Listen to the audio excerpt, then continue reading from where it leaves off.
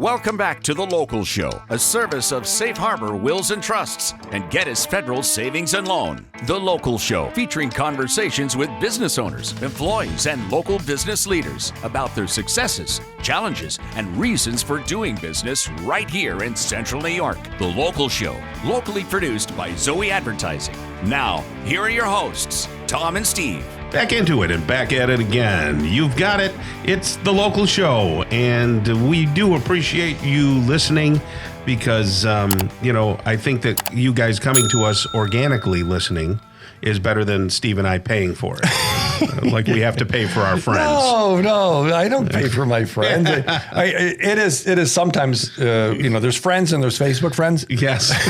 And I know you're not on Facebook. It's and like LinkedIn friends. Yeah. I don't think, how long has LinkedIn been around? Oh, at least a dozen years. Yeah. So when that first started, because you and I were huge networkers, that's really, we bonded over that, right? Oh, yeah. Because we would be out at all the different events, right?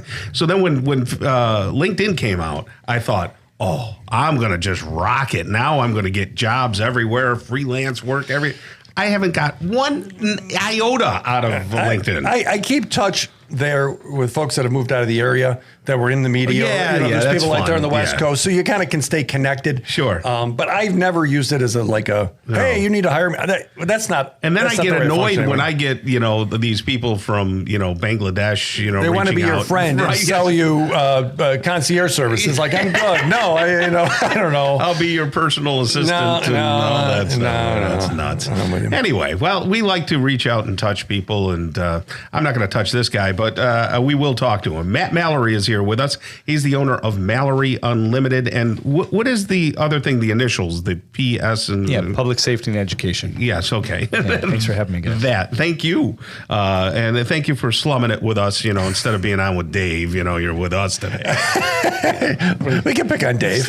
I don't mind picking on Dave. Let's pick on Ian while we're at it. Oh, yes. By the way, Dave and Ian are on during the week, and everybody listening probably knows that. Of course they do. Yeah. Good guys. So, Matt, tell everybody who doesn't know what you do so we can get a quick background and reference. Oh, sure. So thanks for having me, by the way. Yeah, sure. I do predominantly do classes, teach firearms classes. I consider myself a self-preservation instructor, teach people how to self-preserve. So I also do boater ed, driver ed, et cetera. And but the majority of it is usually firearms. You do boater ed? I do. I'm a boater ed instructor. I got a class coming up in end of August. Oh, Steve, you should take that. No, so I was getting insurance on my boat, and they're like, "Have you taken the class?" I'm like, what do I take a class? I've been in a boat since I was 5. No. Apparently, there's a class. Yeah, there's a class. So is this where you're teaching a starboard, port side, green light, red light? Yes. Don't drink and boat. You got it. And this floats 8 hours. 8 hours. Yeah. That sounds really exciting. Yeah, I try to make it exciting. Yeah, I waterboard people. Okay. No, I'm kidding. No. Do you actually go on the water with the boat? No, it's all classroom videos. I mean, I got it. Where we do it is at my place in Lafayette, and I've got a pond out back, so I could take people down and show them boat and have them boat around and do a little fishing. Let's go with the fishing. I did not know that. So how have the laws been morphing, changing in respects to firearms? Quite a bit, actually. New York State, with the new CCA, Concealed Carry Improvement Act, that they passed, went into effect last September. They voted it into law last July because of the June Supreme Court ruling, the Bruin decision. Bruin got sued. Bruin's the director of the state troopers. At the time, he's no longer there. He got sued by New York State Rifle and Pistol Association, and the Supreme Court ruled in June of last year that proper cause is no longer a thing. So, like New York State's typical fashion, they turned around and said, "Screw you, Supreme Court," and they came up with a law called CCA, Concealed Carry Improvement Act, which basically says everybody can apply for a gun. It's got to have good moral character now. So instead of proper cause, now it's good moral character, and you can't take the gun anywhere. Those are called sensitive and restricted. So how is that being countered? It is being brought up in court. There's 5 cases at the U.S. District Court right now, and in March they heard briefings from all the different attorneys from all 5 of the organizations that were suing, or 4 organizations, I think, 1 individual. So all the attorneys got to talk in front of the Supreme Court and give their stance. And based on the questions they asked, it seems like they're probably going to find in the favor of New York State, which most people are like, But it's a good thing, because if they find in the favor of New York State and New York State wins, it will definitely get appealed to the Supreme Court.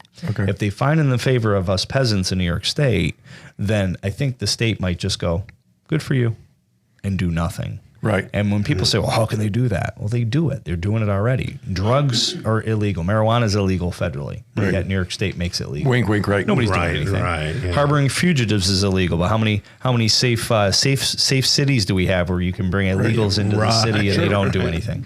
So federally, that's illegal. So I wouldn't doubt one bit that they would just be like, okay, good for you. So the Supreme Court. So how much of this has to do with law or politics? Because it used to be, even in the Supreme Court, there were judges I liked and didn't like, but they used to, years ago, they would look at the law. Yeah. Do you know how everybody's going to vote before it even does because they are so red or so blue? I do. I think now so you see that it's definitely a conservative court. So they're going to lean in the direction of conservatism. That's how we got the ruling last year, which is, it was a great ruling. And in New York City, people are like, what? I can have a gun now and take it out of my house? And everybody in upstate's like, well, we've been able to have a gun for years because we got pretty good judges in upstate, but now they can't even take it anywhere because of those sensitive and restricted locations. You can't even bring it into a restaurant that serves alcohol. It's a felony. How does your business equip people to carry a firearm? So I was the first instructor in the state to come up with the 18-hour curriculum. So the second they came out with it in August, they said that instructors had to come up with it. They made a list. The state troopers made a list of everything that had to be covered in the class. So I created the curriculum and within 2 days had it done, put together, and published it for the world to see. First instructor in the state to put the 18-hour course on for any New York State resident, and the first instructor in the state to hand a New York State resident the 18-hour certificate, as well as the first person that lives in New York City drove up here and took the classroom. So that's a class that's required? Is that what you're saying? Yep, 18 hours of classroom, 16 hours of classroom, 2 hours of live fire. I kind of mix it and do a little bit more than that. So it's pretty much 18 hours of a hob job of everything. And then someone can do what? And at that point, they can apply to their county to get issued a pistol license. And then the judge still has the decision to approve it or deny it based on moral character. So if the judge doesn't like this person did this or did that. One of the judges I had lunch with a couple weeks ago, they had said that they looked at the Facebook page. Oh, and don't forget, you also have to divulge your OnlyFans page. Don't forget that, people. Listen, you got to let them know. They want to know all of your social media pages. Let me ask you too, aside from the guns, you talk about, being a self-preservationist and teaching people how to be, where does it intersect of being too paranoid about everything and making everybody worried and just being smart and common sense and logic? Well, I always like to look back at our grandparents, and they had gardens. How many people have a garden? I do. I have a huge garden, right? How many people have their own chickens? But what's egg prices now? Right. So people that are called paranoid, at some point in history in the past or going into the future, like now with chickens, they're like, oh, wow, that guy's prepared. Right. So what's paranoid? I mean, the sky's falling, you're running around with an aluminum hat on your head. Yeah. I don't know. Some people think there's chemtrails up there with chemicals. It could go anyway. So maybe what you're saying is it's some common sense. So you're not totally relying on everybody else. Yeah, for sure. That's why I don't tell people where I live, because then I don't want them to come to my house when the house goes to crap because they didn't do anything to prepare for themselves. Right. Where do you live? They weren't paranoid enough. He's got a pond. That'd be a nice place for you. There we go. Getting pigs too. Right. There you go.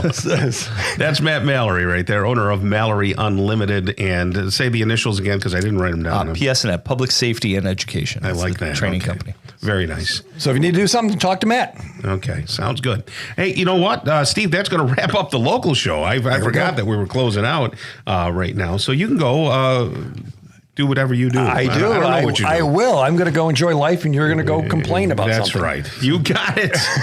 Hey, at least we're consistent. On behalf of Zoey Advertising and Tom and Steve, God bless you and your families. Take a walk today and every day with a friend or family member. It keeps the weight down and the mind clear.